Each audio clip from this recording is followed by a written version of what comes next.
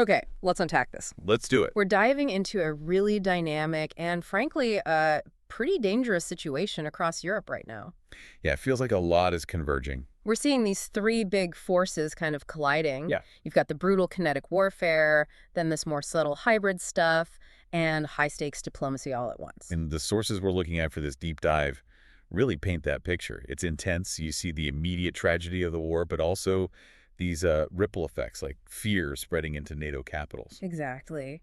So our mission today for you listening is to try and understand how these pieces connect. That's right. We're synthesizing three main threads here. First, the latest massive Russian attacks on Ukraine. Which were huge. Yeah.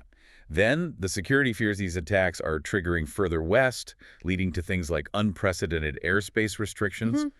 And third, these really crucial political moments, like the upcoming election in Moldova.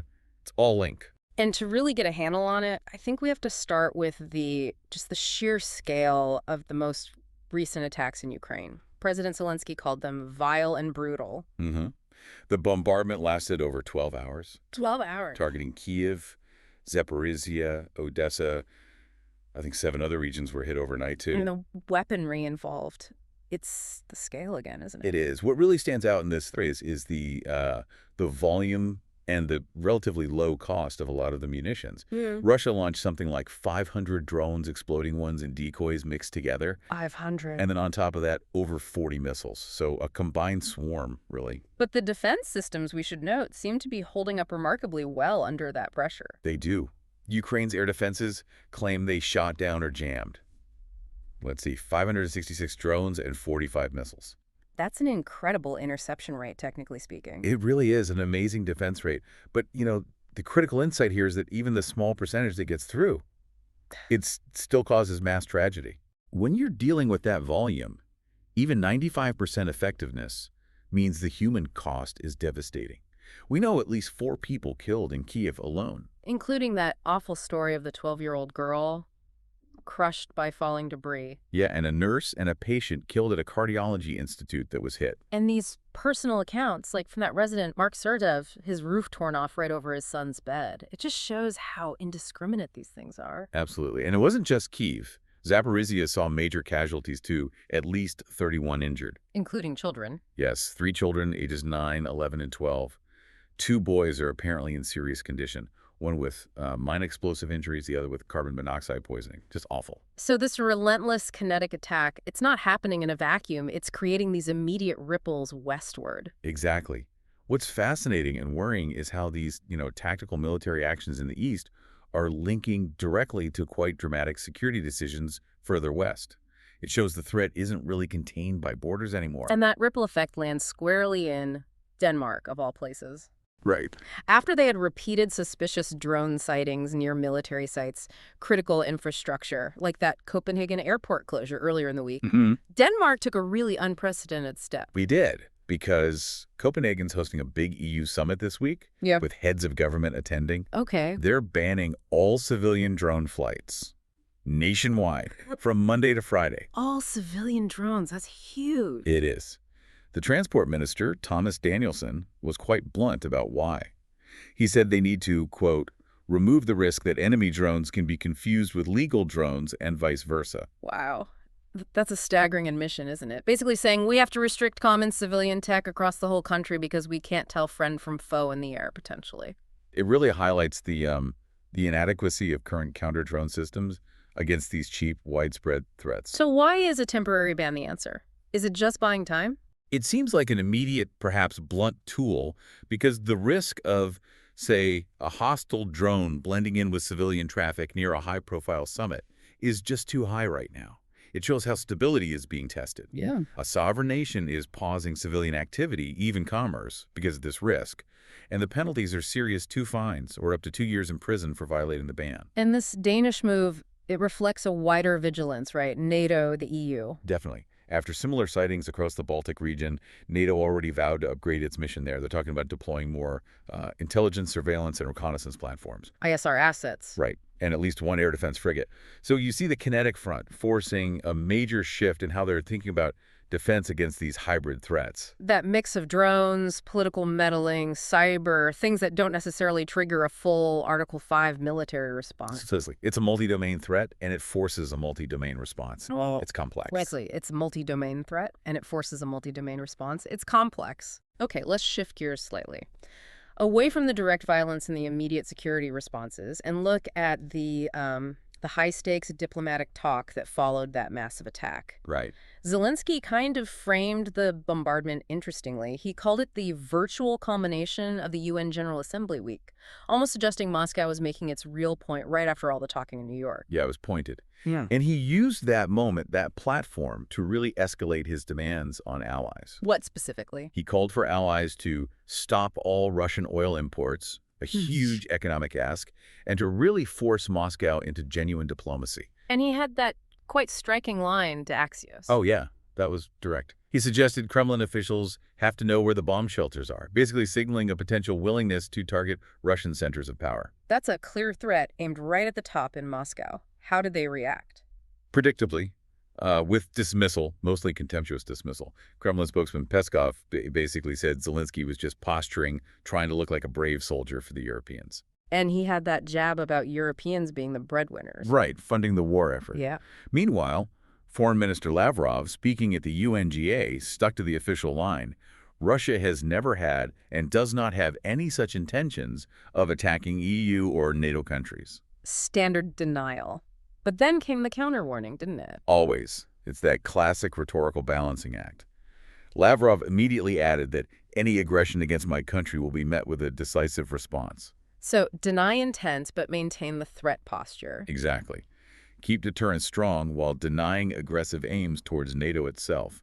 It's a careful line they walk. The other big voice in the room, rhetorically speaking, this week was the U.S. President, Trump.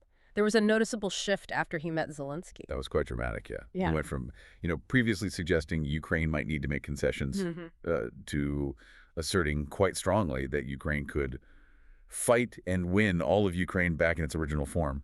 Okay, win all of Ukraine back. Given that Russia still controls, about 19% of Ukrainian territory right now, is that a realistic military assessment from Trump, or is it more political messaging? It leans very heavily towards political messaging, I'd say. The current military reality makes that an extremely ambitious goal, to put it mildly. And Lavrov jumped on that pretty quickly, didn't he? He did. His rebuttal was grounded in that current reality. He basically countered Trump by saying only the politically blind would expect Ukraine to regain everything back to its pre-February 2022 borders. So you have this fundamental clash in narratives.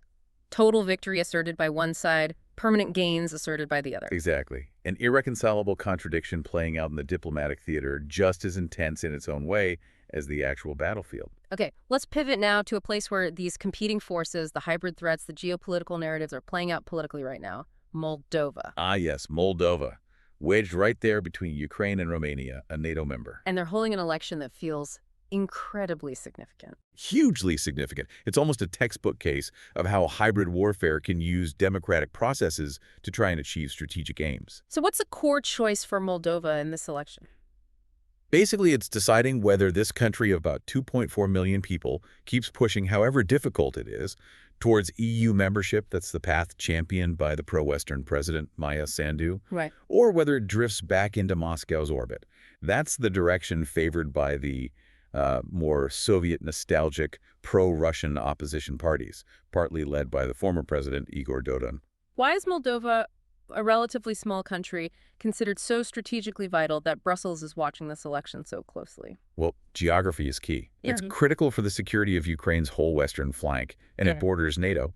But there's also the internal instability factor, Transnistria. The breakaway region. Exactly, that frozen conflict zone on the border with Ukraine, which still hosts Russian troops. Creating instability is a core goal of hybrid war. So, if, hypothetically, a pro-Russian government took power in Chino, the capital, what would the immediate impact be on the wider conflict? It could be massive. Moscow would gain a significant political foothold, potentially even military leverage, right on the edge of the war zone. It could stall their EU bid. Absolutely stall reforms, but potentially also destabilize the whole political military balance on Ukraine's western border, Kyiv might have to divert resources to watch that flank more closely. Which would be a huge strategic win for Moscow. And achieved without firing a shot, essentially. That's why Brussels and other European capitals see this as such a critical front in this intensifying hybrid war. And President Sandu herself seems to feel that pressure acutely. Oh, definitely. Her appeal to voters was stark. She warned, quote, "Moldova, our dear home, is in danger, and it needs the help of each one of you. You can save it today with your vote. Tomorrow may be too late." Wow, that really tells you how high the stakes feel internally. These internal political fights are now absolutely central to the wider conflict. They really are. It's multi-domain warfare playing out. Okay, so that brings us sort of full circle back to the European response to all these incursions, the kinetic ones like in Kyiv, the hybrid ones touching Denmark, the political pressure in Moldova. It forces a need for defense, but a different kind of defense. A robust but also cost-effective defense. We've seen NATO upgrading its Baltic mission, as we mentioned. Right. And now the EU is moving forward more formally with this collaborative defense strategy for its eastern flank. Poland, Romania, the Baltics, they've all seen incursions. And this is where the drone wall idea comes in. Exactly, though the name is maybe a bit misleading. It's not like a physical wall, right? No. Think more of a networked system. Integrated defenses, specifically designed for airspace security against these kinds of threats. Okay. Who's backing it? It's got support from 10 Central and Eastern European countries, plus Ukraine is involved too. And it requires layers, sophisticated detection like advanced radars, acoustic sensors, and crucially, cost-efficient ways to actually intercept the drones. That's the hard part. And this is where it gets really interesting, economically speaking. The challenge that EU Defense Commissioner Andrius Kubilius pointed out. Yeah, he really hit the nail on the head about the financial disconnect here, the asymmetry that makes these mass drone attacks so potent. What was the specific point he made? He laid out the stark maths. He said basically, if you are using air and air missiles from your air fighter to shoot the drone, then you are using a missile which costs 1 million to kill the drone, which costs 10,000. €1 million or dollars to kill a 10,000 euro drone? That ratio is just paralyzing. It is. It's financially unsustainable in the long run. If every defensive action costs 100 times more than the incoming threat. What does that mean for NATO and EU budgets long term? It means simply relying on existing high-tech traditional defenses is basically a strategy for going broke. The attacker forces the defender to spend vast sums that just can't be kept up indefinitely. So the drone wall, or whatever replaces it, has to be cheaper. Exactly. It has to drive innovation in low-cost interception. Things like directed energy weapons, maybe advanced jamming, better electronic warfare, because the current model is just too expensive. The EU essentially needs to industrialize a new, cheaper way to defend its skies. So let's try and synthesize all this. It's been a dramatic week, a snapshot of this state of flux. We've seen these three threads intertwine. The brutal kinetic war causing tragedy in Ukraine.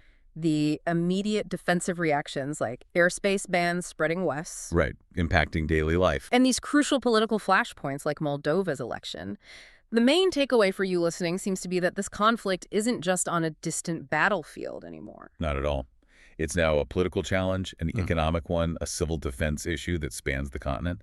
Every element seems designed to stretch Western resources and resilience, economically, politically, militarily. The sheer number of fronts under pressure at the same time. That's what feels different about this moment. So what does this all mean then? Where does this leave us? Well, thinking about that asymmetry again, the $1 million missile versus the $10,000 drone, and also the contradictory political talk. You know, Trump saying total victory, Lavrov saying borders are fixed. Maybe the ultimate goal for European defense today is shifting. Shifting how? Perhaps the strategic aim isn't solely about achieving a decisive military victory in Ukraine anymore, as desirable as that might be. Maybe it's becoming more about simply making the cost of this hybrid aggression, the drones, the meddling, the destabilization, so prohibitively expensive, so politically unrewarding for the aggressor that they just can't afford to sustain it. Making the aggression itself unsustainable. Exactly. Is that the new strategic puzzle? Making the cost of attack outweigh any potential benefit. That seems to be the complex challenge the West is scrambling to figure out right now.